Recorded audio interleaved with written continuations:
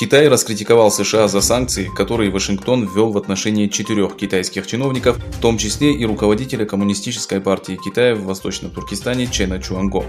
В заявлении китайской администрации было указано, что Пекин примет аналогичные меры в отношении американских чиновников. Официальный представитель Министерства иностранных дел Китая Джао Лидзян сказал, что данное решение Вашингтона означает серьезное вмешательство во внутренние дела Китая.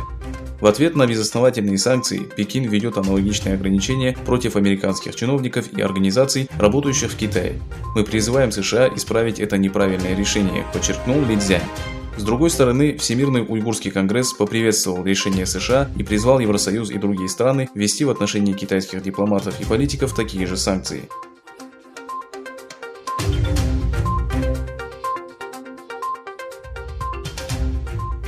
Фирма Lacoste, которая является одним из всемирно известных брендов в области пошива одежды и обуви, объявила об отказе от китайской продукции в связи с принудительным трудом в Восточном Туркестане.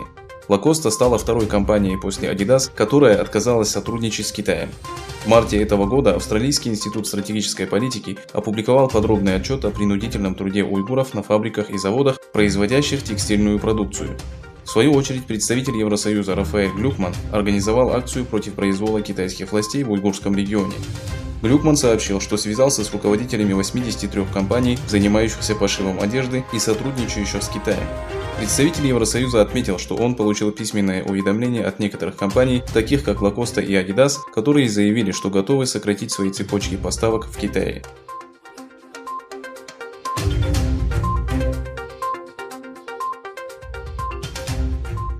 Представители партии «Справедливости и развития», а также националистического движения Турции отвергли предложение партии ИИ, направленное в парламент для расследования притеснений и преследований Коммунистической партии Китая против уйгуров и других тюрков.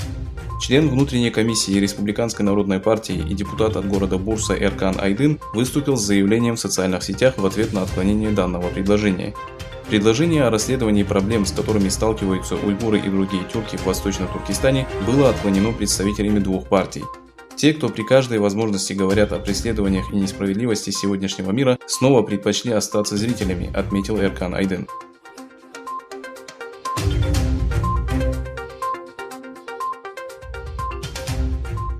Посольство Китая в Казахстане предупредило китайских граждан о быстром распространении неизвестной пневмонии.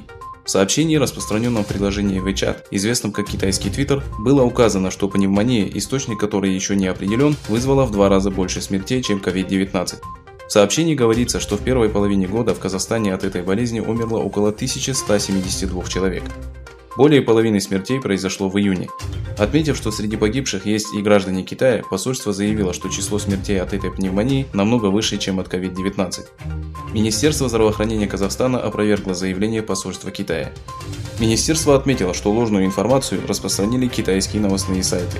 Информация о новом типе пневмонии в Казахстане, опубликованная в некоторых китайских СМИ, не имеет основы, сказал министр здравоохранения Казахстана, заявив, что министерство и другие научно-исследовательские институты проводят исследования данной болезни.